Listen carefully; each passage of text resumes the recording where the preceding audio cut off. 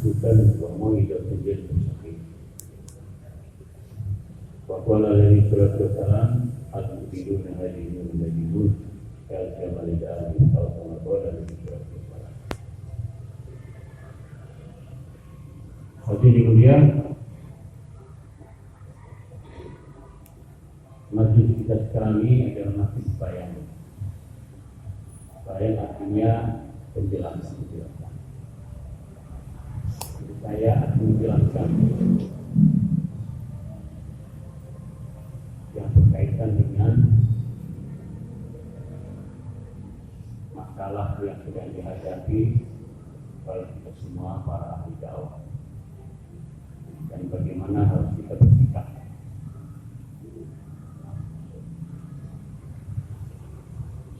Saya akan menjelaskan tentang kaitan dengan taktik dakwah, bukan berkait dengan hukum, bukan terkait dengan fa'il, tapi terkait dengan dakwah. Kalau hukum maka itu wilayahnya para ulama. Kalau taktik dakwah ini wilayahnya para ahli dakwah.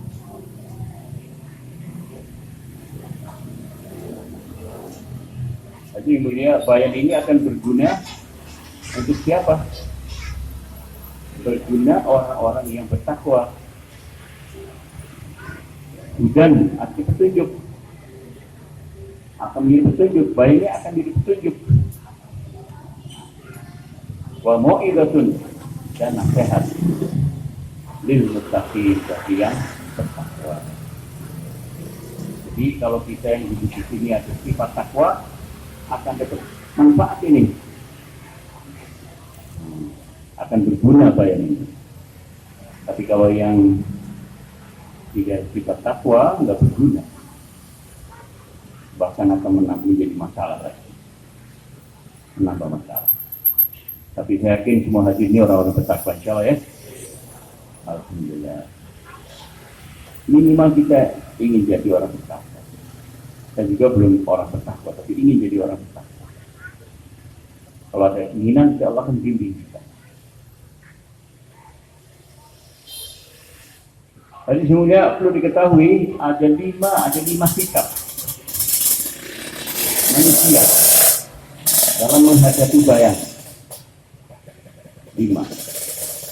Lima golongan. Golongan pertama itu golongan Yahudi. Di dalam Quran disampaikan, fi qulubina gulfun, dalam hati saya sudah penuh, jadi nggak perlu lagi dengan bayan, dengan nasihat, sudah cukup, sudah penuh dengan kepahaman, dengan ilmu, dengan iman, nggak perlu lagi lah. Ini golongan Yahudi. Nah, golongan Yahudi ini masuk neraka. Dan orang-orang yang seperti itu juga merasa nggak perlu dengan yang lain. Jadi cukup saya. Yang kedua, golongan orang-orang kafirin. Orang kafir itu termasuk ahli neraka juga. Ketika orang-orang kafir masuk neraka, nanti penjaga neraka bertanya, kenapa kalian masuk sini? Maka orang kafir berkata, karena dulu saya nggak mau dengar, nggak pakai akal saya, nggak mau dengar, nggak pakai otak, nggak pakai akal. Jadi kalau kita nggak mau dengar nasihat, nggak mau dengar bayan, nah nasibnya kayak gitu. Lau guna nasma'u au nafidu ma guna fi ashabi sa'ir. Dan ini dulu saya mau dengar orang, mau dengar nasihat, mau dengar bayan-bayan siapa saja yang saya gunakan akal dan pikiran saya, maka saya nggak masuk ke syair. Jadi kalau nanti ada orang jangan dengar, nah ini jangan diikutin. Kita disuruh dengar. Fa idza quri'a al-Qur'anu fastami'u lahu, fa'ansitu. bahwa dibacakan ayat-ayat Quran, dijelaskan, dibayangkan, fastami'ulahu, dengarkan baik-baik Quran itu. Kok ada orang bilang jangan dengar? Ini masalah besar. Nah, golongan yang ketiga, orang-orang munafikin. Orang munafikin tidak asal minar dalam Quran, dalam keraknya neraka. Orang munafik gimana sikapnya? Membolak-balikan fakta. Yang kejadiannya lain tapi ceritanya lain. Wa qallabul lakal umur. Mereka ini pandai membalik-balikan fakta.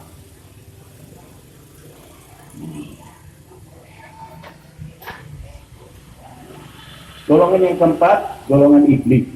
Ana khairu minhu. Saya lebih baik dari kamu, dari dia. Lebih baik, lebih paham, lebih alim, lebih lama. Ya kan? Ini bahaya. Perasaan lebih dari yang lain bahaya. Jangan kita termasuk golongan orang-orang yang mengikuti iblis. Ya insya Allah. Di Tangerang nggak ada yang begitu. Nah yang kelima ini golongan yang benar, golongan Nabi Muhammad SAW. Wa qur rabbi zidni ilma. Katakan ya Muhammad, tambahkan saya ilmu. Nabi Muhammad ini diajari sama Allah SWT supaya merasa dirinya masih perlu ilmu. Jadi orang masih merasa kurang paham, kurang iman, kurang amal. Pokoknya masih kurang lah. Nah, ini golongan Nabi Muhammad SAW. Jadi orang-orang yang akan meningkat kepahamannya, meningkat derajatnya, dan nanti akan diberikan penghuni surga insya Allah. Insya Allah bersedia golongan yang kelima.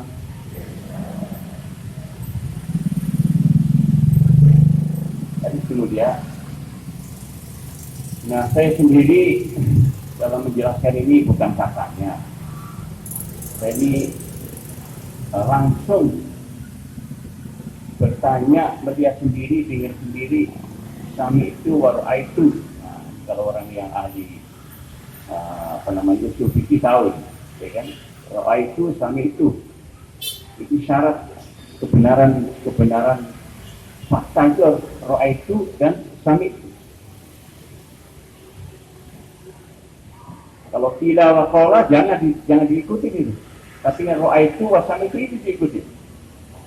Yang dengar sendiri, yang lihat sendiri, ngomong langsung sendiri itu harus diikuti. Nah saya bisa begitu. Jadi apa yang saya sampaikan nanti itu berdasarkan apa yang saya dengar sendiri, saya ngomong sendiri, saya lihat sendiri.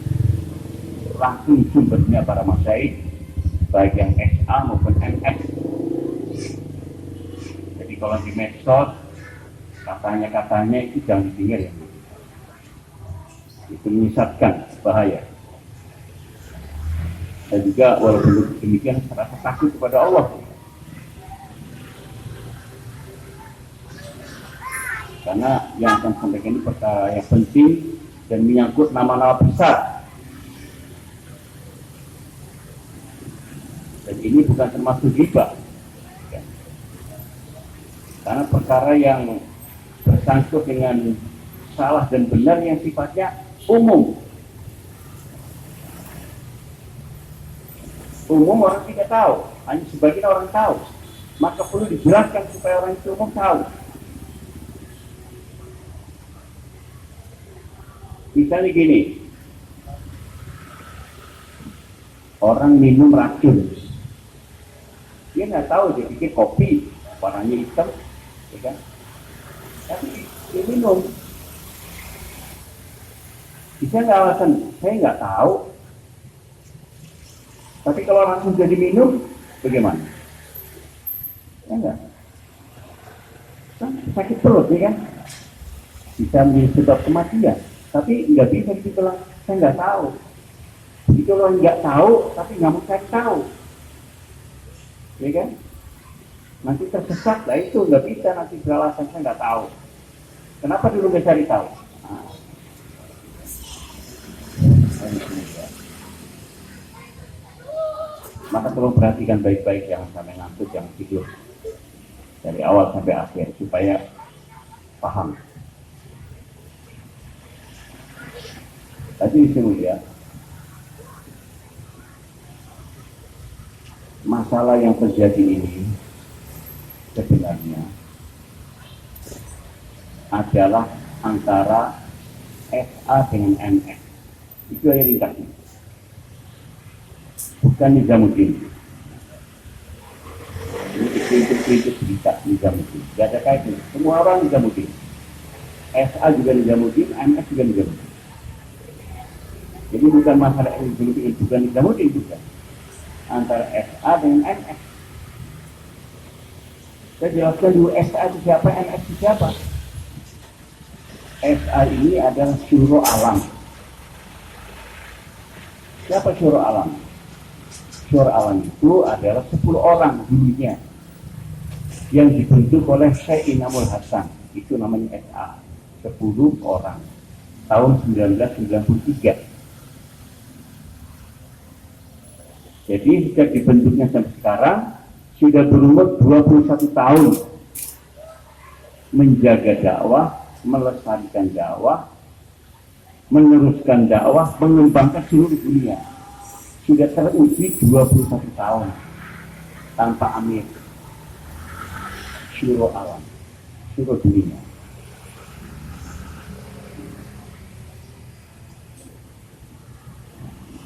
Beliau itu ada yang langsung jumpa Maulana Ilyas yang namanya Haji Abdul Wahab, Syekh Abdul Wahab.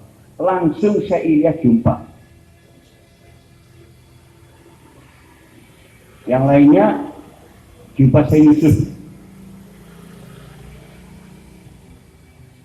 Mufti Zainal Abidin, ya kan? Maulana Wahab, ya kan? Yang lain-lain. Jumpa Maulana Yusuf, jumpa Maulana Inamul Hasan, minimal Inamul Hasan. Tadi semuanya saya jelaskan, kita ini menjalankan kerja dakwah.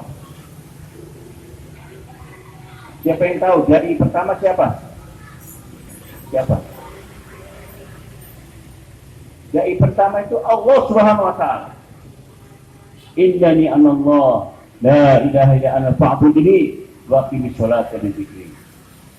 Sesungguhnya aku ini Allah. Tidak selain aku. Maka sembah aku. Dirikan sholat untuk mengingat aku. Jadi Allah mendakwakan dirinya sendiri. Jadi jai pertama siapa? Allah. Diterangkan dalam banyak ayat tentang bagaimana kekuatan Allah, kehebatan Allah. Apa itu matunun, apa itu matahari. Banyak lagi ayat-ayat. Mangkola bersama Rasul, siapa yang bikin langit dan bumi? Kita berpikir semua itu serba Allah. Kemudian mengirim lagi para nabi dan rasul untuk juga menjelaskan kepada manusia tentang siapa Tuhan, siapa yang menciptakan.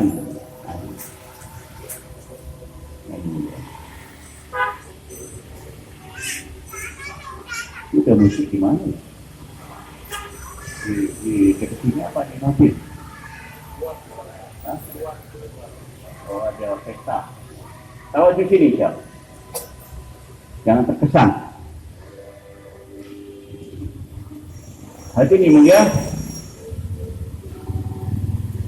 Para nabi dan rasul diutus Allah Subhanahu Wa Taala untuk menjelaskan tentang Allah Subhanahu Wa Taala, kekuasaannya, kehebatannya. Kemudian setelah Nabi Rasul hati dengan berakhir Nabi Muhammad SAW, maka umatnya diperintahkan untuk meneruskan tentang kenabian, diperintahkan untuk meneruskan tugas kenabian, mengenalkan Allah kepada hamba-hamba Allah, mengenalkan Allah kepada makhluk-makhluknya. Jadi disebutkan dalam Quran sebagai Ansarullah, sebagai penolong-penolong Allah. Itu hamba-hamba Allah. Setelah para nabi, para sahabat. Umatnya para sahabat. Setelah para sahabat, para tabi'in. Setelah tabi'in, terus disambung-sambung. Maka markas yang pertama itu di zaman Nabi adalah di mana? Di Mekah. Mekah itu Masjidil Haram sebagai markas yang pertama, markas dakwah. Selama 13 tahun. Nah, kemudian dari sini dia tahun 13 Mekah juga terjadi kekacauan. Dakwah tidak bisa dikerjakan dengan sungguh-sungguh, banyak gangguan. Maka kemudian dipindahkan ke Madinah. Maka Nabi diusir dari Mekah, pindah ke Madinah. Markas dakwah yang kedua Madinah Munawwarah. Nah, di Madinah itu 10 tahun. Di zaman Sayyidina Ali radhiyallahu anhu, khalifah yang keempat, terjadi kekacauan. Nah, di sana dakwah juga terganggu, maka dipindahkan ke Kufah. Jadi markas itu pindah-pindah nih. Nah, dari Madinah ke Kufah. Di Kufah terbunuh Sayyidina Ali juga terjadi kekacauan. Pindah ke Syria, Damaskus. Di sana kekacauan juga, pindah ke Baghdad.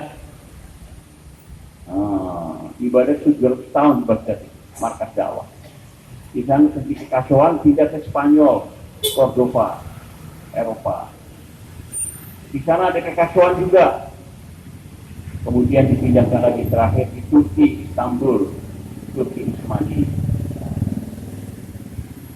Terakhir tahun 1926 habis. Maka kemudian Allah munculkan di India Maulana Muhammad Ilyas rahmatullah alaihi. Tahun 1926.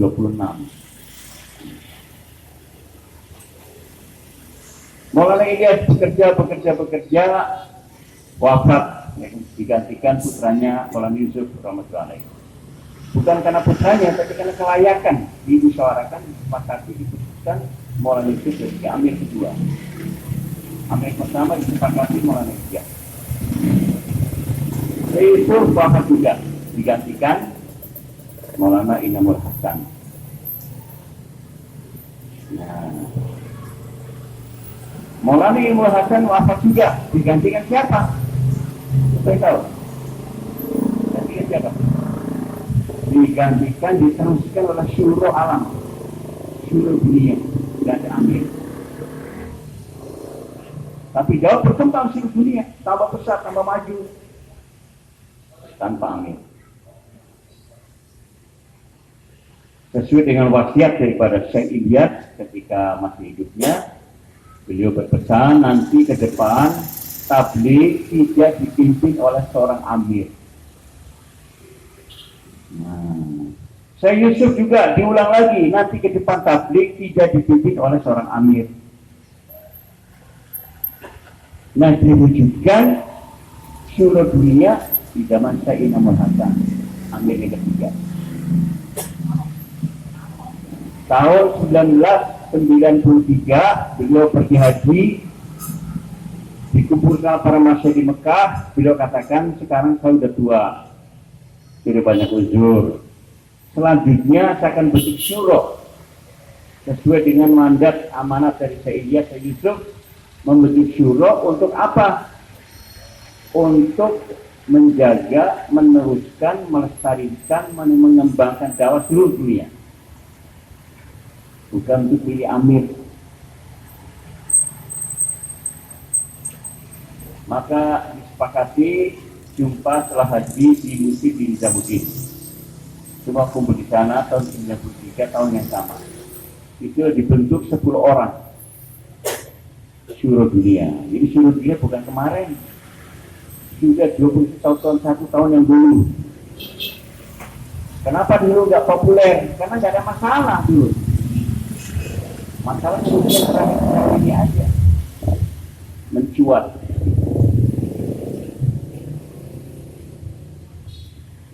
Jadi kemudian, maka kemudian diputuskanlah 10 orang menjadi syuro alam, syuro dunia oleh Syekh Inamul Hasan. Kemudian Maulana Syed Khan bertanya bagaimana cara kerjanya. Cara kerjanya kalian bikin musyawarah, pilih satu daripada Faisalah. Faisalah ini hanya waktu musyawarah itu saja. Kalau nanti biasa musyawarah lagi, pilih lagi yang lain bergiliran. Nah, tidak ada yang permanen. Bukan juga dengan periode. Setiap musyawarah duduk pilih Faisalah. Di mana mereka bermusyawarah? Yang pertama di Nizamuddin. Selanjutnya di tempat-tempat mereka berkumpul waktu istimewa, di Tunggi, di Bangladesh, di Raiwin, di Pakistan, di musim haji, di Mekah Medina, atau dalam safar dakwah.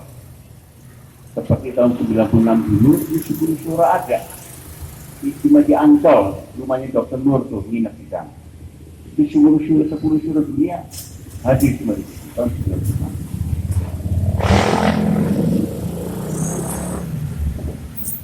Kemudian Syekh Namul Hasan wafat tahun 95. Pada tahun 95, Syekh Namul Hasan wafat di Nizamuddin, berkumpul semua syuruh alam, 10 orang itu. Di sana ada 3 keputusan besar. Kalau perhatikan. Yang pertama, sesuai dengan usulan Maulana Sa'ad Damat Barakatuhu, sekarang ini kita selanjutnya tidak ada amir, kita syuruh, tidak ada PA. Faisalah bergilir-gilir, makin sepakat semua yang 10 orang itu seperti itu. Syuruh alam, syuruh dunia yang bertanggung jawab untuk menjaga, melestarikan, mengembangkan dakwah dunia.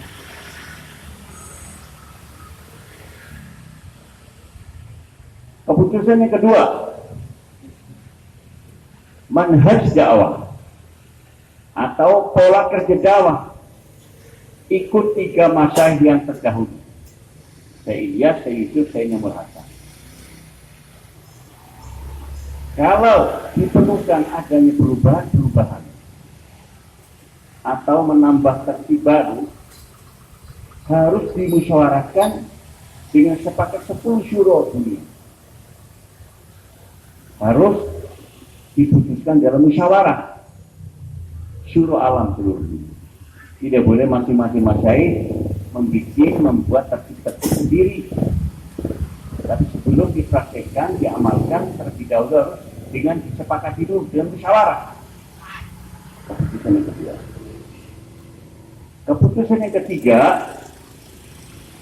di India itu kekosongan penanggung jawab karena wafatnya Syekh Namul Hasan, maka diputuskan 5 orang sebagai syuruh India bekerja di markas Nizamuddin. Daripada 5, 3 Faisalah, Maulana Ishar, Maulana Zubair, Maulana Sa'ad Damat Barakatuhu. Ini adalah Faisalah India. Ingat ini, bukan Faisalah alam, Faisalah India. 3 orang. Itulah keputusan besar yang dibuat tahun 95. Begitulah berjalan hari semuanya syuruh alam mengendalikan dakwah, mengembangkan seluruh dunia sampai yang kampung-kampung kita sekarang. Dan di Tangerang itu adalah kerja daripada seluruh dunia.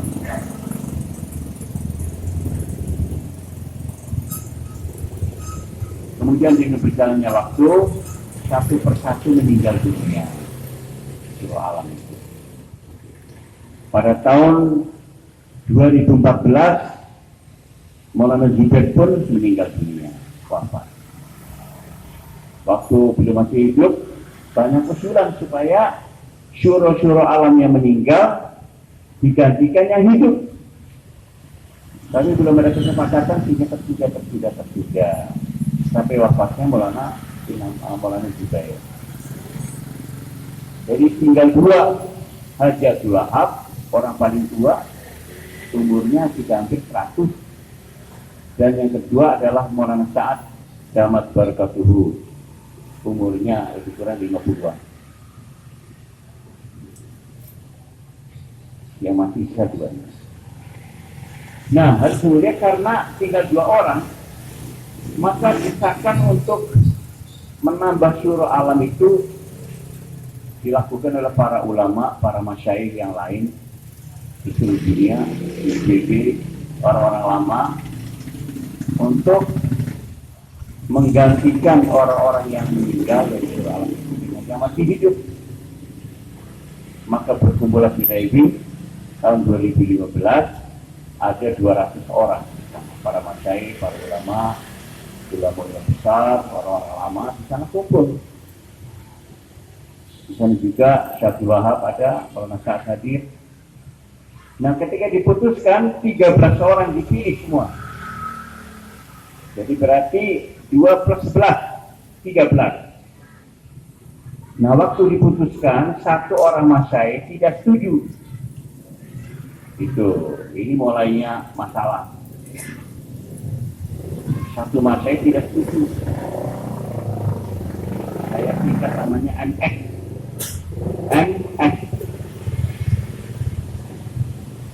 Tidak setuju.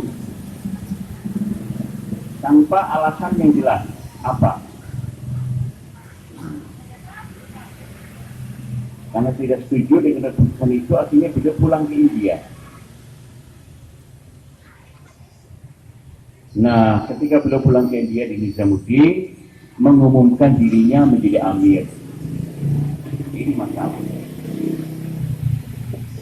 Itu di Nizamuddin diumumkan. Kemudian ada istimewa Bhopal. Juga diulang lagi dalam syuara tentang keamirannya. Diumumkan bahwa saya amir. Maka di sini orang-orang di India, orang lama, pro dan kontra.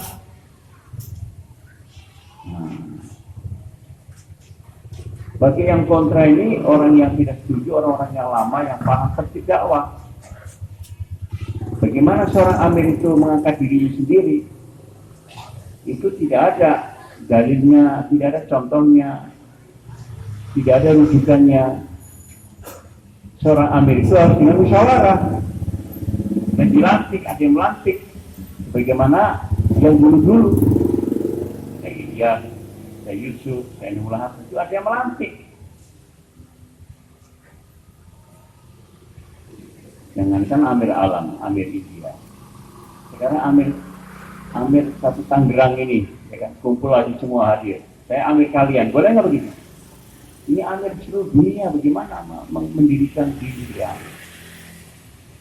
Kemudian pada puncaknya di bulan Ramadan 2016. Karena pertentangan begitu keras antara pro dan kontra, maka terjadilah di situ adu fisik, kelas fisik di Nizamuddin. Itu bulan Ramadan 2016. Terjadilah kelas fisik di Nizamuddin antara pro dan kontra. Terjadi pemukulan, bentrokan sehingga berdarah dan satu meninggal dunia, sehingga polisi India masuk ke Nizamuddin, masuk markas. Dijumpilah markas oleh polisi, baru bisa dikendalikan. Nah, pada malam itu para masyayikh berkumpul seperti Maulana Yakub, Maulana Ibrahim dan lain-lain, mendatangi beliau karena keadaan begitu rupa, panik, ya, kepanikannya begitu rupa. Maka beliau menyarankan, tolong gambarnya jangan digambar ya, duduk, dengar aja, dengar semua, HP-nya dimatikan, dengar, supaya jangan gagal paham, bahayanya. Tadi semuanya. Maka Maulana Ibrahim, para masyayikh turun, datang ke ruangan beliau, mengatakan bahwa Maulana tabligh ini bukan warisan, tabligh ini milik umat. Segala sesuatu semua dengan musyawarah. Kata beliau, saya amir. Dia tidak tunduk kepada saya, silakan pergi dari sini. Itulah makanya para masyayikh yang lain terpaksa malam itu pindah ke dari kita. Mungkin disuruh pergi deh. Kemudian tahun 2017 saya sendiri hadir, mendengar sendiri, melihat sendiri. Hitung di Istimewa. Malam pertama malam bayan beliau. Kemudian sempat bayan, makan malam, semua dikumpulkan di ruang musyawarah yang besar. Ada ribuan juga orang hadir. Para masyayikh IPB kecuali Syaikhul Wahab karena uzur tidak hadir. Wakil-wakil negara termasuk kami dari Indonesia hadir. Beliau memberikan target yang redaksinya lebih kurang begini. Hadirin sekalian, dakwah ini akan maju dengan adanya nusrah wabiyah. Pertolongan Allah langsung. Nusrah wabiyah akan turun dengan adanya istimaiyat. Istimaiyat artinya satu kesatuan, satu hati, satu pikir, satu tertib. Istimaiyat akan wujud dengan adanya musyawarah. Musyawarah nanti. Musyawarah itu akan wujud, akan makhluk dengan adanya kesamaan. Sambil itu boleh berhenti. Penjelasan lebih kurang setengah jam, cuma saya ringkaskan aja. Seorang berbahasa Arab berdiri dengan suaranya lantang, saudara sekalian, yang dimaksud dengan taat di sini taat kepada Amir. Amir kita sekarang adalah Maulana Sa'ad Damat Barakatuhu. Beliau hadir di kita. Setuju? Kayak gitu. Kayak kampanye gitu. Ya ada sebagian mengatakan setuju, tapi kebanyakan pada bengong termasuk saya ini. Apa maksudnya ini? Tidak ngerti. Orang yang kedua, orang berbahasa Inggris sama. Yang dimaksud taat adalah taat kepada Amir. Amir kita sekarang Maulana Sa'ad Damat Barakatuhu. Juga ada hadir kita. Setuju? Sekali-kali ulang begitu. Begitu juga. Ada yang masih setuju, banyak yang pada bengong. Nah, maksudnya apa ini belum ngerti? Karena nggak ada pengumuman. Nah setelah itu barulah beliau berkata, ana khodimukum. Saya khodim kalian. Nah, kalau orang yang ngerti bahasa tabligh ini, khodim artinya amir. Bahasa tawadhu daripada amir itu khodim. Sebetulnya jelasnya ana amirukum. Tapi dengan bahasa yang halus, ana khodimukum. Tapi dengan hadis, sayyidul qaum khodimuhum. Orang paling mulia di antara kaum adalah yang hikmat di antara mereka. Itulah pengumuman iklan keamirannya ke seluruh dunia. Makanya tadi konflik itu ada hanya di India, sekarang dengan itu menjalar ke negara-negara di dunia.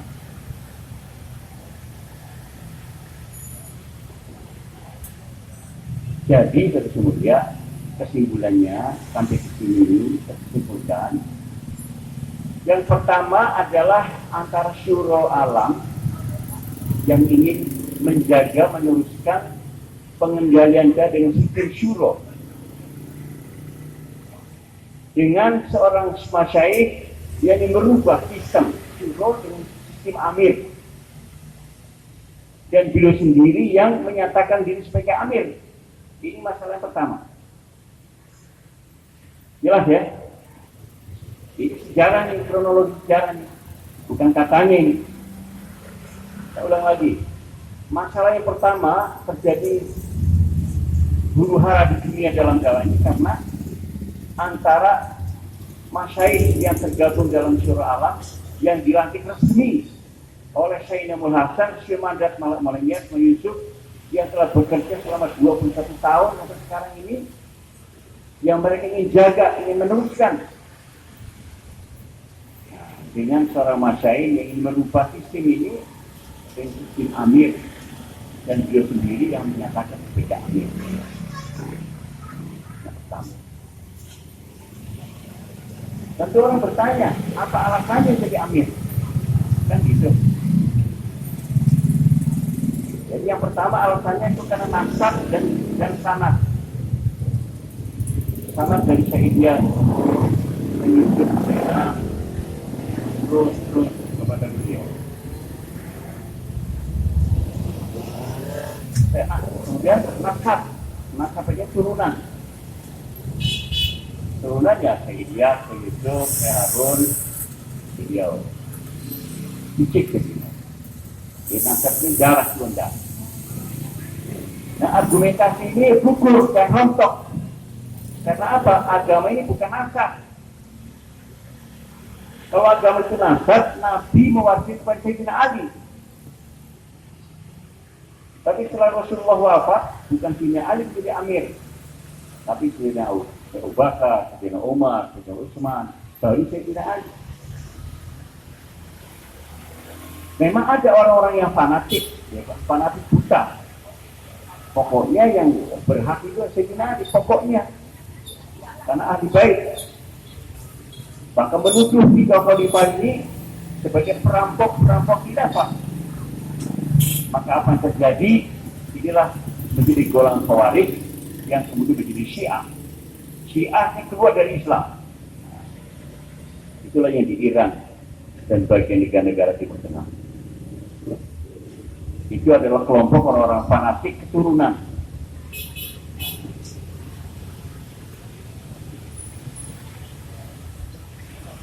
Kalau sanad itu bukan sanad keturunan, sanad itu pengorbanan. Maka yang paling banyak korban siapa di antara sahabat? Sayyidina Abu Bakar radhiyallahu anhu. Maka beliau sebagai khalifah yang pertama, pengganti Rasulullah. Pengorban kedua Sayyidina Umar, yang ketiga Sayyidina Utsman. Barulah Sayyidina Ali. Argumentasi kedua karena otomatis. Nah, otomatis jadi amir. Ini pun rontok alasan ini. Tidak ada otomatis, itu tidak ada dalam syariat Islam.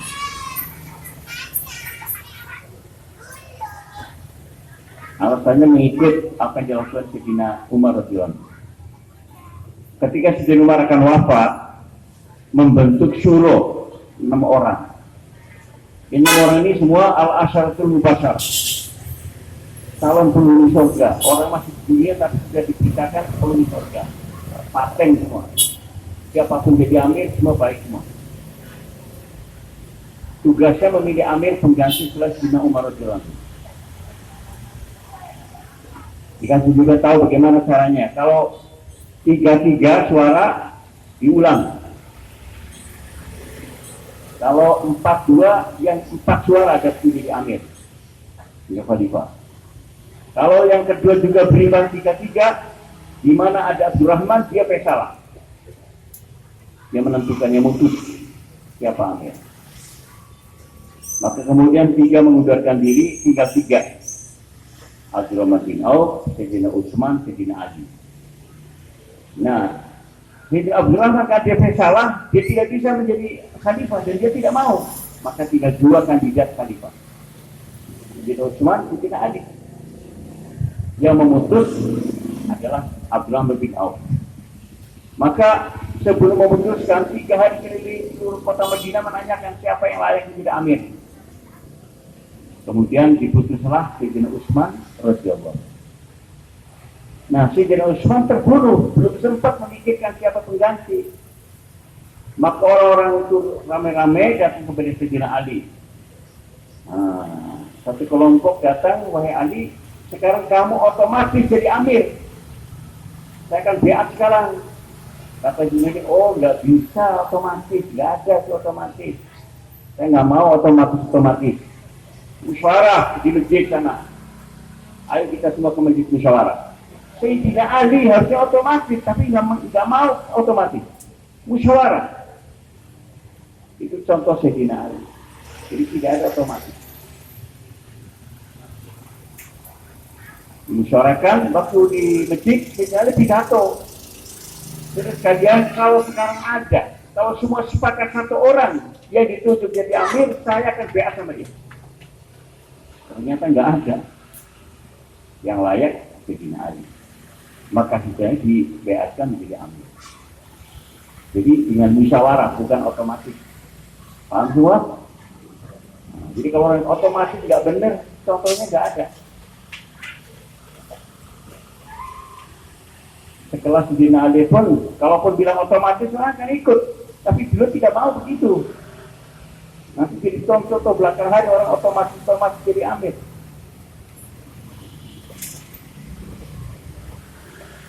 Maka otomatis kata-katanya tidak ada contohnya dan itu tidak boleh diikuti. Tadi Surya, kemudian 3 Faisalah. Para pengikutnya mengatakan 3 Faisalah adalah syuro alam, Faisalah alam. Itu rontok juga. Saya berdebat sama Maulana Syamim. Maulana Syamim bilang ini syuro Indonesia dibentuk di Nizamuddin. Maulana, saya mau tanya, antum ada nggak di situ syuro ditunjuk dibentuk? Nggak ada. Jangan bicara. Saya saksinya hidup.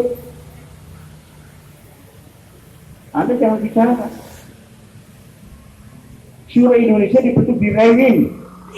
Yang jadi Faisalah bukan Syekh Sa'ad, bukan Maulana Izzah, bukan Syekh Maulana Zubair. Yang jadi Faisalah Mufti Zainal Abidin. Rontok, dia nggak bisa bicara. Kalau sama saya nggak bisa dibohongin, yang lain bisa dibohongin, saya bilang. Karena mereka nggak tahu, seperti Anda nggak tahu juga. Nah. Jadi 3 Faisalah bukan alam, itu untuk India. Kalau mau amir, ya amir India, kan? Bukan alam.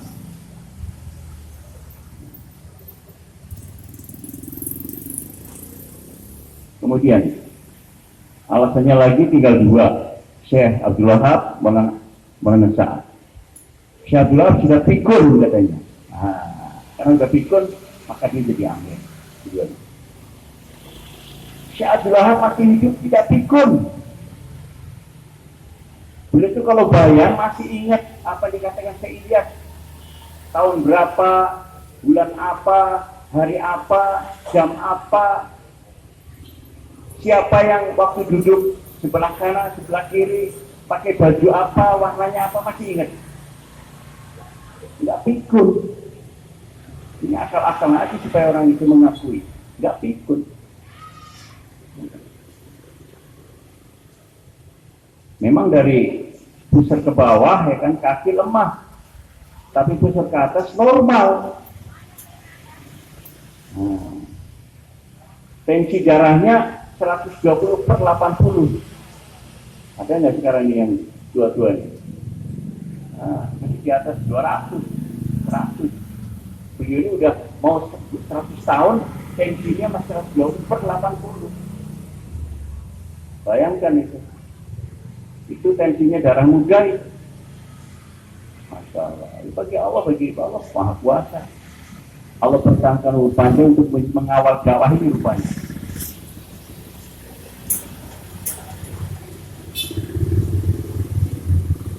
Kemudian kalau sanad yang paling sahih, ya Syekh Abdul Wahab sekarang ini masih hidup.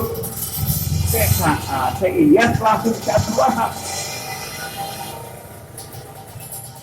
Syekh Abdul Wahab syuro alam, ya kan? Syuro alam, syuro Indonesia. Syuro Indonesia kita semua.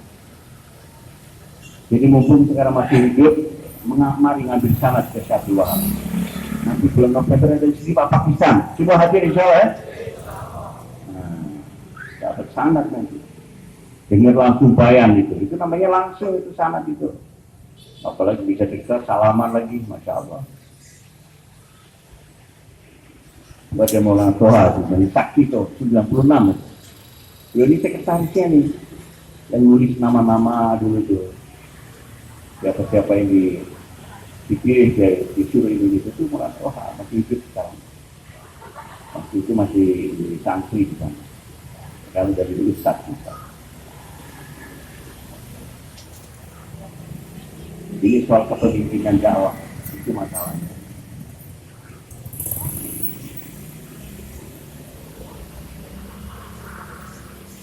Kemudian semuanya masalah kedua berikutnya yang menjadi huru-hara ini karena beliau telah memulai menambah merubah tertib tanpa musyawarah. Nanti apa saja nanti bagian belakang Apa yang ditambah tanpa musyawarah nanti akan saya sampaikan.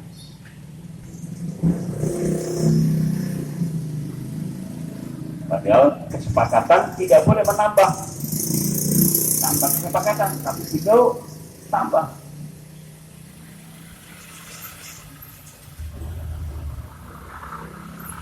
Ketika beliau diberikan peringatan oleh guru-gurunya, Maulana Ibrahim itu gurunya, seringkali berdialog, baik bersama-sama maupun pribadi-pribadi berikan nasihat, supaya beliau itu merujuk kepada 3 masyayikh terdahulu, Syekh Ilyas, Syekh Yusuf, Syekh Inam Hasan. Beliau katakan, dasar saya ini Quran, hadis, sirah sahabat. Jadi nggak perlu pakai yang 3 masyayikh. Ini perbedaannya dengan SA. Jadi sangat beda sekali. Jadi kalau Syirah Alam itu merujuk kepada manhajnya 3 masyayikh yang terdahulu. Nah kalau MS ini lompat tanpa masyayikh, mengingkari apa yang para kakek-kakeknya itu. Nggak perlu pakai lagi, pengalaman nggak perlu dipakai. Langsung Quran hadis pangkat sendiri bersama tertibnya para sahabat. Nggak pakai para masyayikh. Itulah makanya beliau sampaikan dalam bayan, dalam mudzakarah. Tanpa musyawarah dengan para masyayikh, nggak perlu para masyayikh. Cukuplah dengan kecerdasannya, ya kan? Memahamkan sendiri biro ini tentang tafsir Quran dan hadis dan sirah sahabat.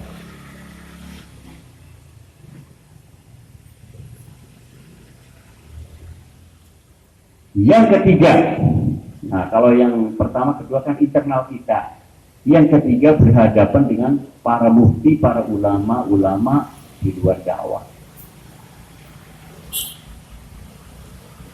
Itu para ulama yang sumbernya dari Madrasah Deoban. Madrasah Deoban itu adalah induknya ulama-ulama seluruh India, bahkan sekarang seluruh dunia. Karena cabang-cabangnya ada di Afrika, ada di Amerika, ada di Kanada, ada di Inggris, gitu. Itu semua dari Deoban.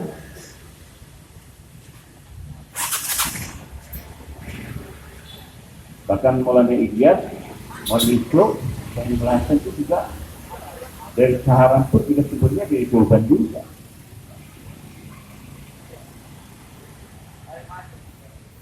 Nah beliau sudah memasuki wilayah penafsiran ayat dan hadis yang berbeda dengan jumhur ulama salaf dan salaf, dan memasuki wilayah fatwa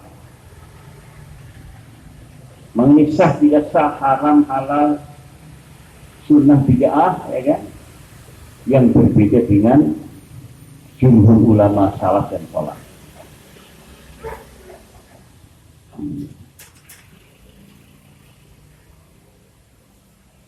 Ini menyebabkan mereka ini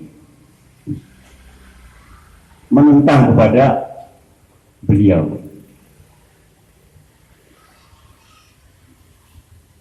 Di antara contoh bagaimana penafsiran ayat dan hadis tentang Nabi Musa alaihissalam. Kalau tafsirnya jumhur ulama kan memang dipanggil Allah, menghadap Allah. Jadi sesatnya Bani Israel bukan karena Nabi Musa pergi menghadap Allah, tapi disatu oleh Samiri. Tafsirnya beliau, sesatnya Bani Israel karena Nabi Musa meninggalkan Bani Israel menghadap Allah. Kan jauh beda. Jadi artinya di situ tidak menghormati para nabi, tujuan daripada para ulama. Dianggap nabi itu salah gitu, melanggar. Nah contoh fatwa, orang yang di kantongnya ada HP Android, ya kan, ya ada gambar-gambar itu, kalau sholat nggak sah sholatnya. Sedangkan jumhur ulama sah. Bahkan beliau menantang siapa yang mengatakan saya itu adalah ulama mana saja, itu ulama su'. Itu maka marah di India di ulama-ulama. Yang contohnya ekstrim, ulama atau ustadz yang mengambil upah dari ngajar agama lebih buruk dari pelacur. Marah ulama-ulama dunia. Sehingga beliau sekarang pada akhirnya mengatakan bahwa apa yang ditafsirkan oleh beliau dan difatwakan, beliau itu adalah dikatakan sekarang ini saat Diani, seperti halnya Ahmadiyah gitu, Qadiani. Jadi sebagai sekte aliran gitu. Itu pernyataan daripada orang-orang ulama di Jawa Barat. Jadi dibacakan pribadi sudah paham sekarang, bukan tabligh. Nah, kenapa para masyayikh meninggalkan Nizamuddin? Di antara karena masalah itu. Kalau para masyayikh Maulana Yakub, Maulana Ibrahim tetap Nizamuddin dianggap setuju, maka nanti akibatnya tabligh dianggap sesat.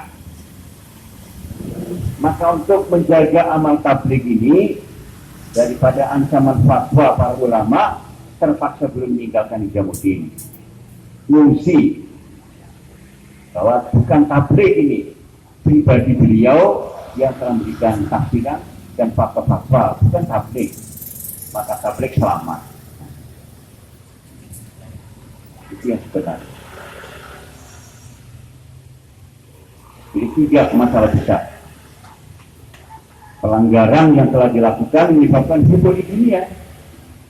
Sekarang kan orang menuduh ini gara-gara seluruh alam dipecah nih dunia ini. Terbalik, ini namanya dibolak-balik fakta. Setiap pecah itu bukan seluruh alam itu sudah umur 21 tahun. Setiap pecah kan ada satu masalah yang meninggalkan seluruh alam, menyatakan itu tidak adil. Ini sebabnya pecah. Paham saudara? Nah itu bukan seluruh alam sudah ada 21 tahun menjaga meneruskan dakwah seluruh dunia. Jangan dibalik-balik ini. Ada yang satu masyayikh yang merubah sistem kepemimpinan dalam dakwah, syura di luar sistem amir, ya kan?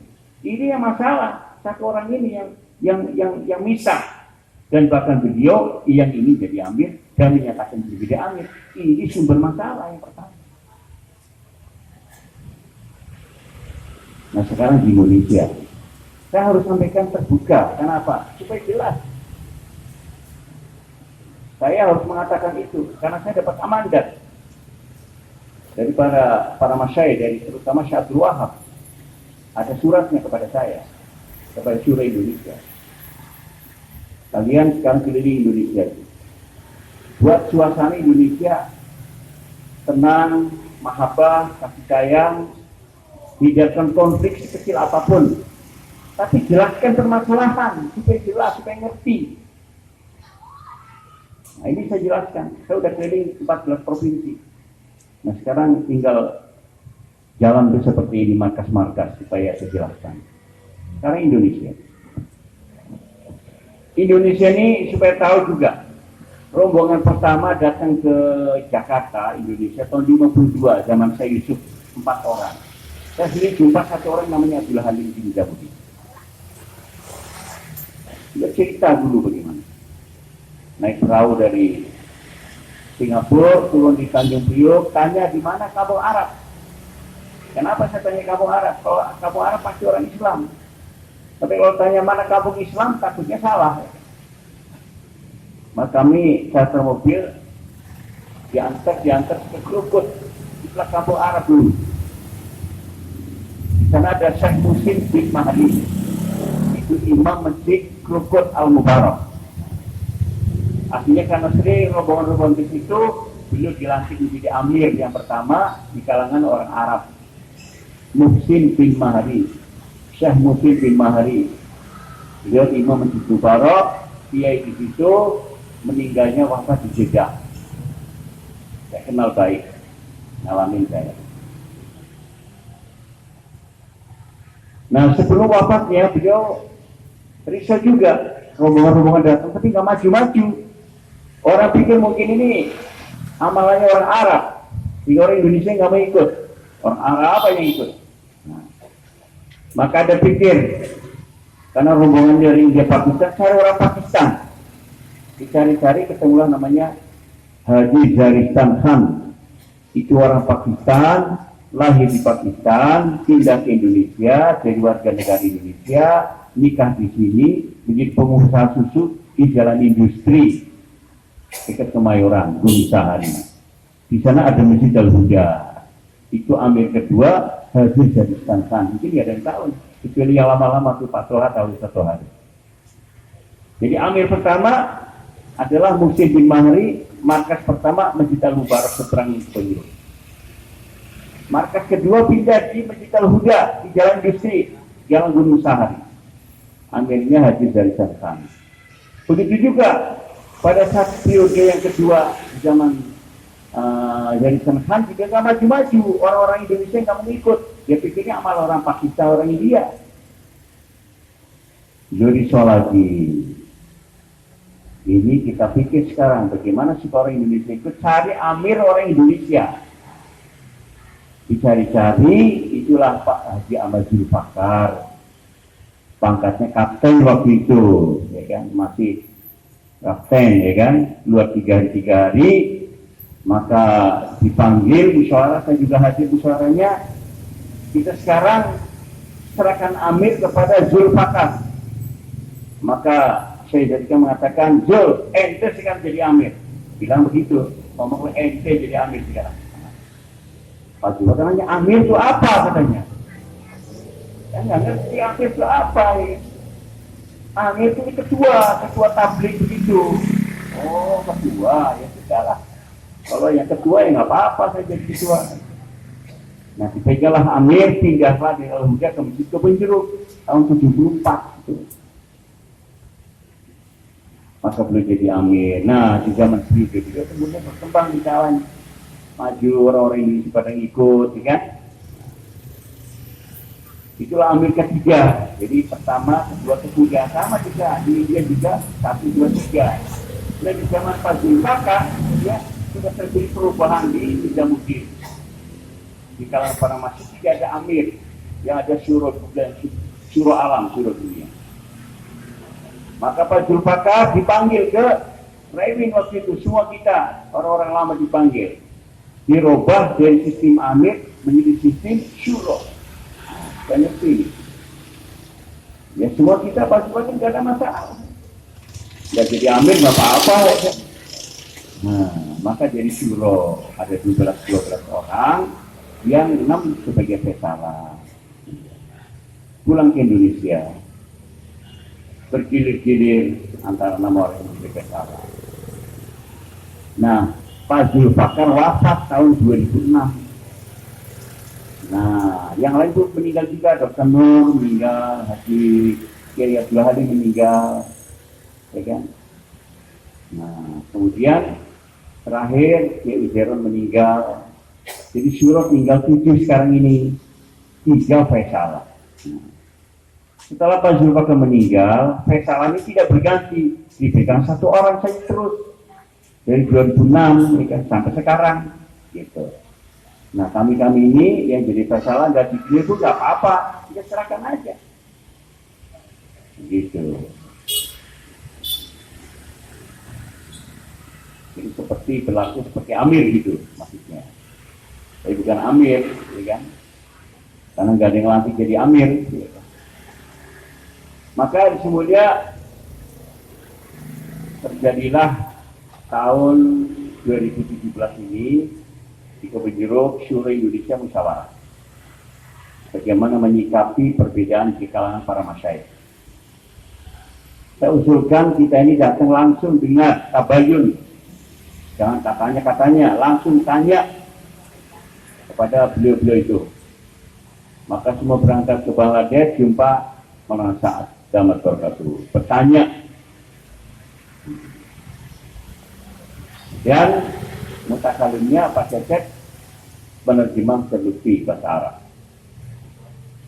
Sebelum menyampaikan, bicara dulu apa poinnya itu. Yang pertama, kami orang Indonesia cinta Maulana Sa'ad Assalamualaikum warahmatullahi wabarakatuh. Kami juga cerita semua para masyayikh yang lain. Kami ingin supaya semua para masyayikh kembali ke Nizamuddin.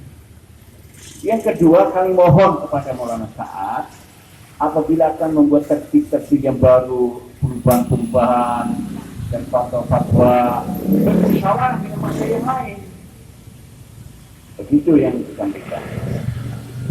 Yang ditanggapi yang pertama, oh bagus, usulannya bagus, kami juga ingin agar semua para masyayikh kembali ke Nizamuddin. Nah, tapi kembalinya tanpa syarat, kata beliau itu. Karena syaratnya kembali itu supaya Maulana Sa'ad kembali kepada Syuro Alam. Karena beliau anggota Syuro Alam. Kalau bisa kembali, mereka akan kembali ke Nizamuddin dan akan selesai masalah dunia ini. Tapi beliau tidak mau dengan syarat itu. Maunya tetap sebagai amir gitu. Maka para masyayikh belum mau datang.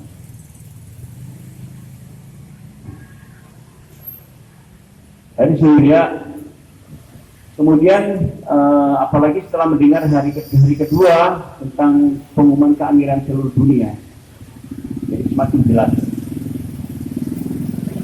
Maka kami kembali ke Indonesia, ke Jakarta, musyawarah lagi. Kita mau jumpa masyayikh yang lain.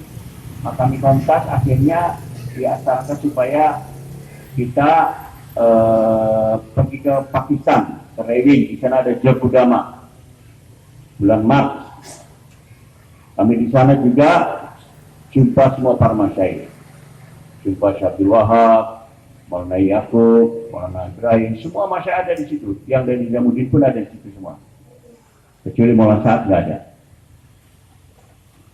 Pada setiap pertemuan saya penerjemah bahasa Inggris. Disampaikan kami Indonesia mencintai semua para masyayikh. Kami ingin supaya semua para masyayikh kembali ke Nizamuddin. Selesaikan masalah ini secara internal di Nizamuddin. Jangan dari luar. Akhirnya umat terbelah-belah. Apa jawabannya? Kami ini kan guru-gurunya beliau sudah berusaha sejak 20 tahun yang lalu. Secara bersama-sama, secara pribadi, gagal, belum bisa, belum nggak bisa terima. Terus saja mengeluarkan tertib, membuat fatwa dalam bayan-bayan tanpa musyawarah kami. Kami ini sebenarnya menahan diri. Akhirnya gagal, sampai sekarang nggak bisa. Makin keras. Bahkan kami akhirnya diusir dari itu. Saya amir, siapa nggak ikut saya, silakan pergi dari sini. Bahkan ada kata-kata silakan masuk ke neraka jahanam. Itu rekamannya ada. Dan saksinya banyak. Ini masalah dia.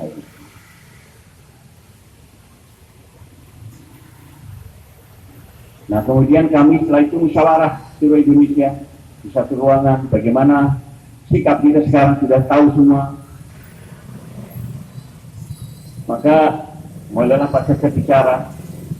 Kalau saya setelah mendengar sana mendengar sini, jelas sekali seorang guru-guru sepuh yang sudah makan asam garam dalam dakwah, dalam umur, dalam ilmu, pasti punya hujah yang kuat, punya alasan yang kuat kenapa meninggalkan Nizamuddin. Saya secara pribadi, pendapat saya rujuk kepada Syuro Alam. Itu kata Pak Cecep. Yang lain ditanya semua bagaimana? Saya, Pak Amin, Lutfi, Suhaib, semua ditanya, semua sepakat rujuk Syuro Alam. Saya bilang tolong ditulis dokumen. Karena tidak bilang katanya, maka saya suruh nulis pakai tulisan tangan. Saya tulis yang tanda tangan pakai pen atas nama Syuro Indonesia. Yang kesimpulannya kita Syuro Indonesia satu, Syuro Indonesia bersatu, bersepakat bahwa kerja-kerja di Indonesia diteruskan tanpa ada apapun yang dihentikan, apa yang berjalan dijalankan. Yang kedua, kalau ada masalah-masalah di Indonesia, merujuk kepada syuro alam. Jelas. Tanda tangan Pak. Nah, kemudian setelah itu kembali ke Jakarta. Sebelum kembali, meminta kepada syuro alam pendapat Pak Cecep supaya ngundang syuro alam ke Indonesia. Karena akan ada musyawarah Cikampek bulan April. Kami semua setuju kesempatan ini. Maka kembali dengan memperkenalkan berita itu, dan beliau-beliau pun setuju juga untuk datang ke Indonesia. Kemudian juga waktu kami di Pakistan, kami beritahukan kepada markas gubernur supaya mengumpulkan semua para penanggung jawab di Jawa dan di Indonesia yang bisa datang untuk mendapatkan penjelasan. Kalau presiden itu ya konferensi pers, itulah kira-kira, menyatakan bagaimana apa yang didapat dan apa sikapnya. Maka semua penanggung jawab hadir di pohon jamblang, di bawah pohon jamblang, tempat musyawarah. Itu hari Selasa pagi. Senin malam kami datang, pagi-pagi Pak Cecep sebelum musyawarah, ambil mic, ya kan, Karbuzari, apa yang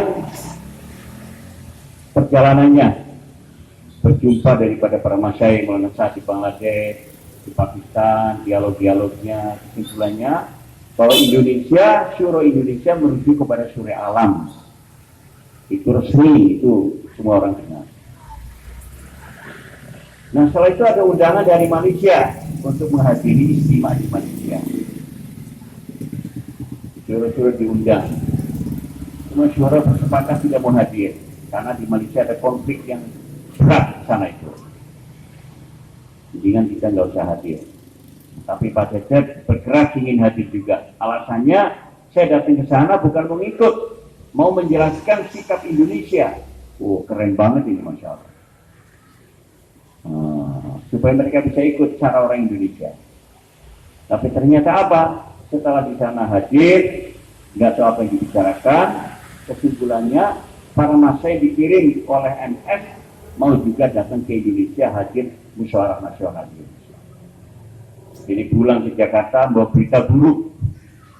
Inilah akan ada bahaya besar di Indonesia karena ada dua kubu yang berat, Syuro Alam dan MS. Dua-duanya hadir. Datanglah yang pertama Syuro Alam dari India, dari Pakistan, kemudian malamnya dari Malaysia. Maulana Syamin, Maulana Mustaqim dan kawan-kawan di 5 orang. Kami musyawarah Syuro Alam. Kata Syuro Alam, kami ini kan yang kalian undang. Kami yang berhak mengatur. Anda sekalian menuju kepada kami. Kami diundang. Kami yang berhak mengatur kalian di sini. Betul apa enggak? Kata beliau. Iya betul. Kemudian Syekh Abdullah bilang, yang menjadi salah program Syuro Indonesia. Nah, itu kami tidak terima. Bagaimana masa ada kok Syuro menjadi salah? Tapi kata beliau itu harus pesannya Syekh Abdul Wahab. Maka kesimpulannya ya, belum musyawarah, maka memutuskan yang menjadi salah program itu Muhammad Muslimuddin. Dalam hati saya ini musibah besar buat saya, karena akan dipimpin oleh dua gunung. Itulah kejadian di Cikampek sore hari pada asar.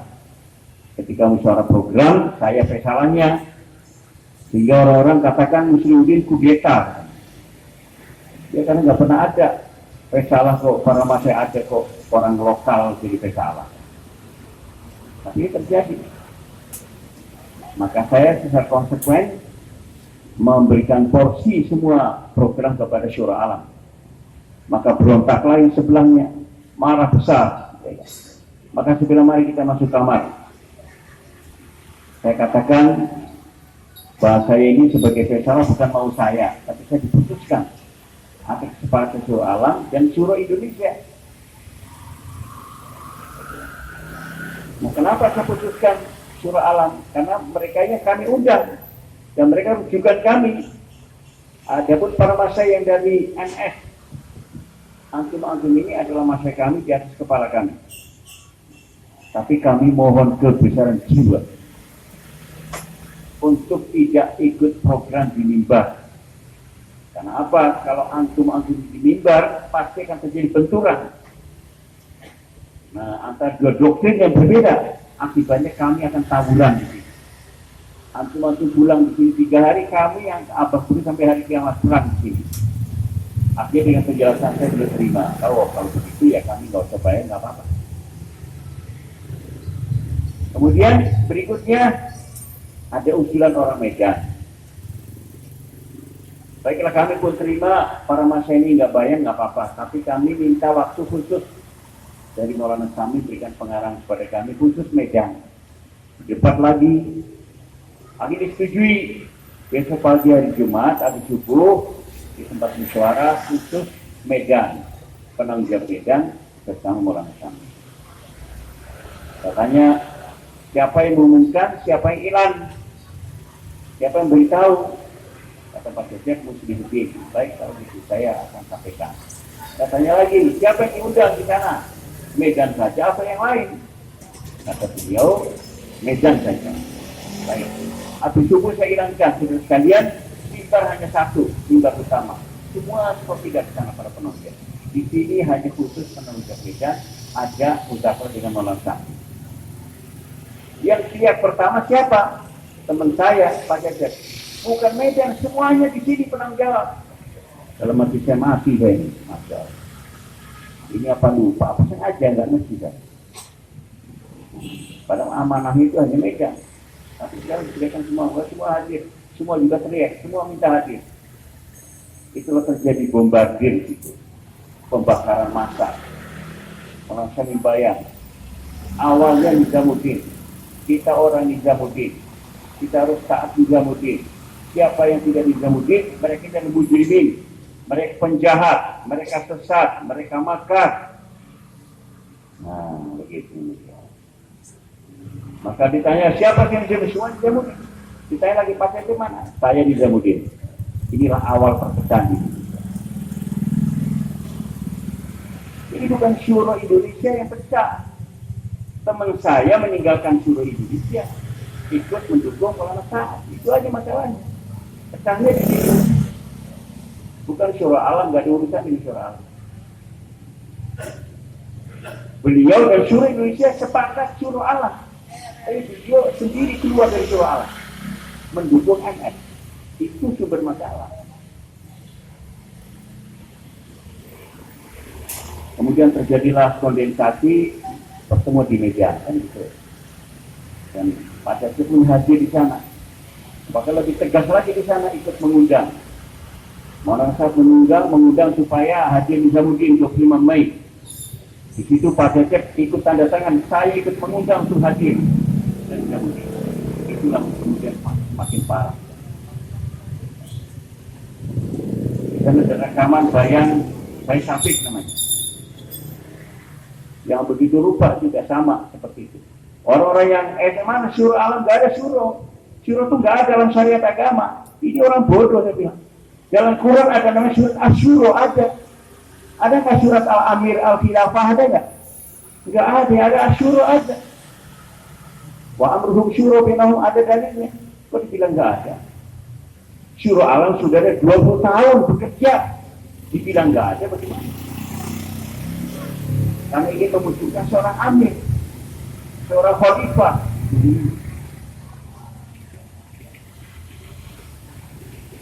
Orang-orang yang syuro alam singkirkan. Jangan dengar, jangan baca, jangan jadi risalah, jangan bayan, jangan digunakan mereka. Ini orang sesat semua. Ini bayan di Medan itu. Bahkan akhirnya salah satu syuro Medan membuat pernyataan melantik Pak Cecep sebagai syuro satu Indonesia, yang lain dipecat semuanya. Nah, saya ini dipecat semua. Tapi apa terjadi 3 hari kemudian jadi pecat dia. Bukan dipecat saja, tidakkan di alam tidak, ke alam kubur langsung. Nah, jadi jangan main-main sebenarnya. Siapa menyusul sekarang? Alam kubur. Ini jangan main-main saudara. Urusannya urusan berat ini. Allah cash langsung kasih tunjuk kepada dunia. Siapa yang main-main dalam dakwah?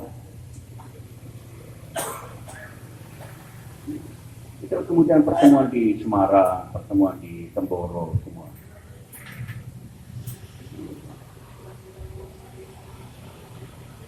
Jadi seperti membalik-balikan fakta.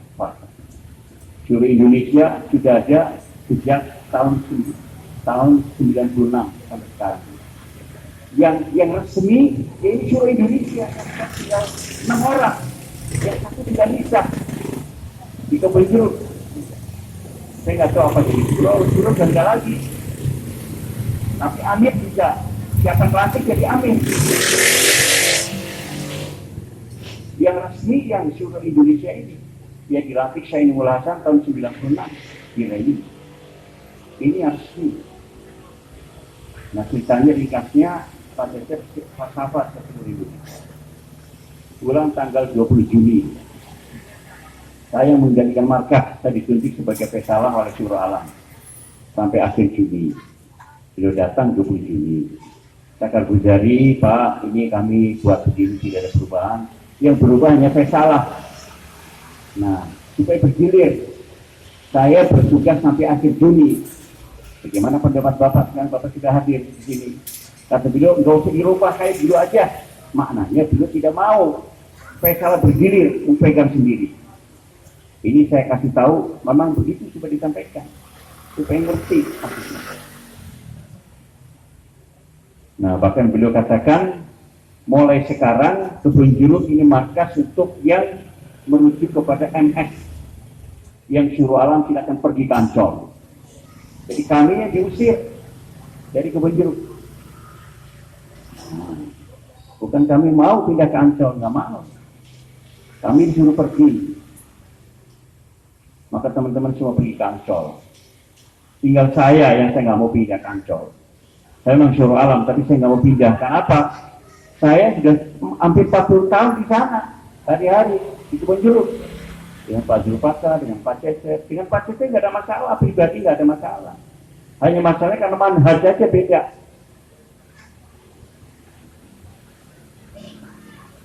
Jadi saya dalam keadaan artinya beban berat meninggalkan Kebun Jeruk.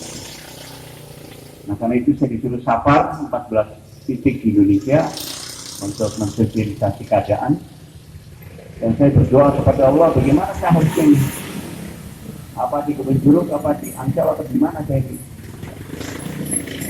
Jadi kacauan dalam pemikiran, dalam kegiatan.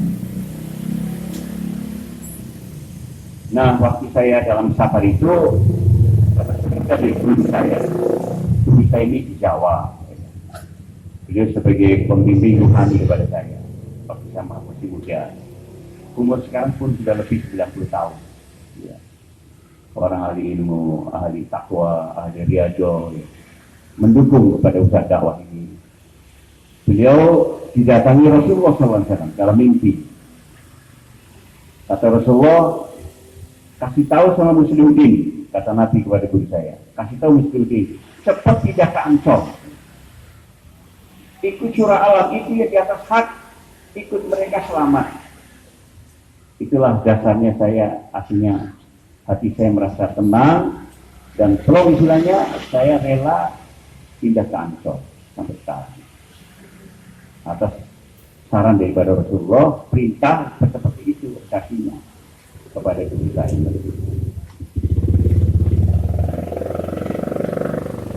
Jadi sekarang di Ancol ini berfungsi seperti markas sudah markas SA yang merujuk kepada Syuro Alam. Tapi hidupnya pun sementara, bukan permanen. Mungkin pindah kemana, mungkin kembali ke Kebun Jeruk, atau mungkin pindah kemana kita nggak tahu. Nanti kita musyawarah. Prinsipnya kita musyawarah. Yang 5 syuro ini, 6 syuro ini begitu ya. Nanti tahun 20 akan kumpul musyawarah. Di sana ada program harian, liburan, musyawarah-musyawarah, sebagaimana sudah saksikan di sana. Itu yang terjadi mengenai masalah dakwah di Indonesia. Jadi orang kan menanyakan kenapa pecah. Bagi orang yang tidak tahu ya mungkin seperti itu. Tapi kok bagi seperti saya ini dan orang-orang yang lama sangat mengerti, memang harus pecah, wajib pecah. Kenapa wajib? Seperti wajibnya telur pecah. Nah, gitu. Kalau Anda mau makan telur, ditelan nggak langsung begitu? Dipecah apa ditelan? Dipecah, digoreng dulu kuning putihnya, ya kan? Cangkangnya dibuang ke sampah. Itu kalau mau makan telur. Kalau mau jadi ayam, bagaimana? Dierang selama berapa?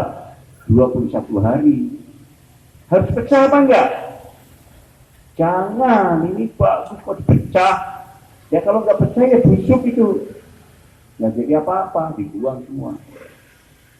21 hari harus pecah, ya kan? Supaya apa? Supaya ada anak ayam keluar. Cangkangnya dibuat ke tempat sampah. Nanti ayamnya besar, telur lagi, jadi banyak. Yang penting jangan jadi cangkangnya. Jadi apanya? Jadi anak ayam. Insya Allah ya.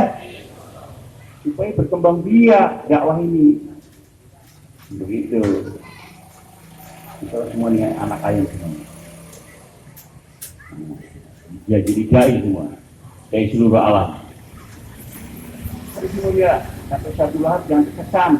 Jumlah sedikit. Dalam Quran dikatakan kami fiatin kondatin ghalaba fiatan katsira biidznillah. Berapa banyak jumlah kecil mengalahkan jumlah besar. Kalau jumlah kecil bersama Allah ya pasti kalah semua yang lain, iya kan? Nabi Nuh alaihissalam umatnya yang itu berapa? 83. Yang mayoritas menentang semua, ditenggelamkan semua Allah. Nabi Ibrahim sendirian melawan Namrud, tenggelam semua Namrud. Fir'aun tenggelam semuanya. Ini bukan masalah banyak atau sedikit, menang bukan karena banyak. Sekarang sudah ada isu menang itu yang banyak, itu salah ya kan? Itu keyakinan orang kafir, ya kan? Orang kafir itu jumlah banyak, ya kan? Nah, kalau orang Islam bukan begitu. Orang Islam itu tergantung yang dibela sama Allah. Kalau yang banyak dibela Allah yang menang. Tapi kalau yang sedikit dibela Allah itu yang menang juga. Yang banyak akan dikalahkan. Jadi bukan banyak yang sedikit, tapi benar atau yang salah. Jadi dengan penjelasan saya, saudara-saudara silakan mengambil sikap. Saya tidak akan mengajak.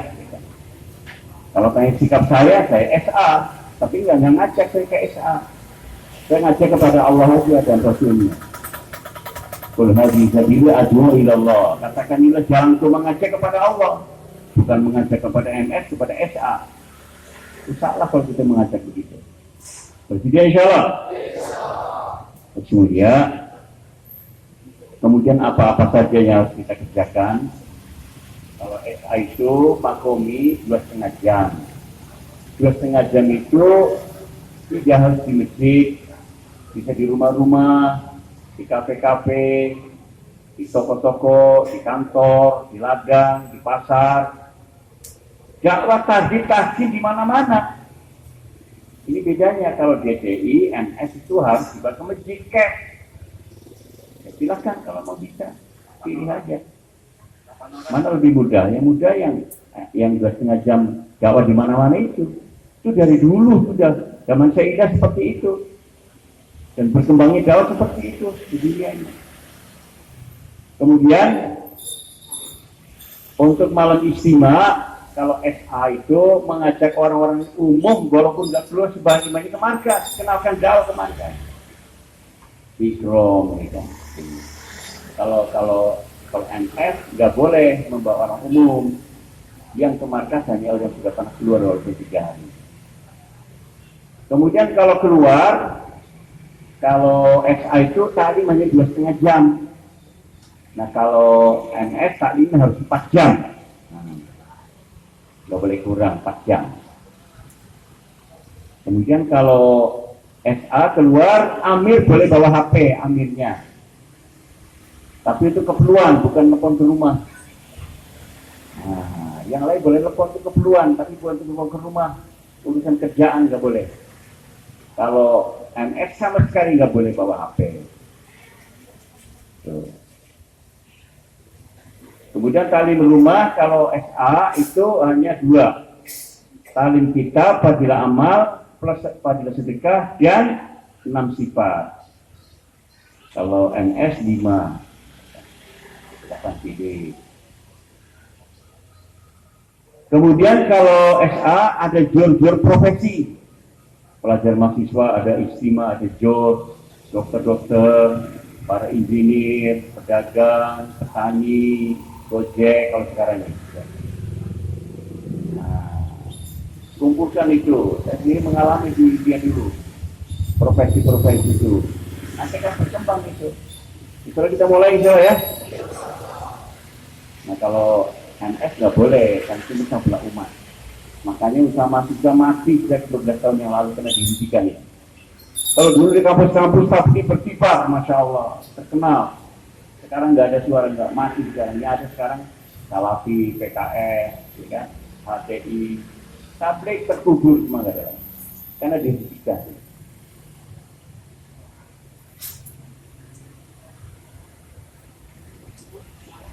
Kemudian semuanya nanti lebih detail lagi, nantilah kalau di Kebun Jeruk yang mau nanya silakan datang ke sana malam Jumat. Betul ya?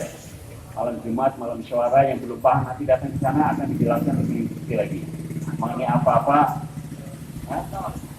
duduk lagi di Ancol, di Kebun Jeruk, Sarawak, bukan di Kebun Jeruk, di Ancol. Malam Jumat, malam Selasa, ya kan? Kalau ada yang mau nanya, silakan datang. Kita akan ada di sana sampai pagi, silakan bertanya. Karena waktu udah malam, itu udah digelar-gelar biasanya itu, ya kan? Baiklah, sekarang kita berdoa ya. Al-Fatihah.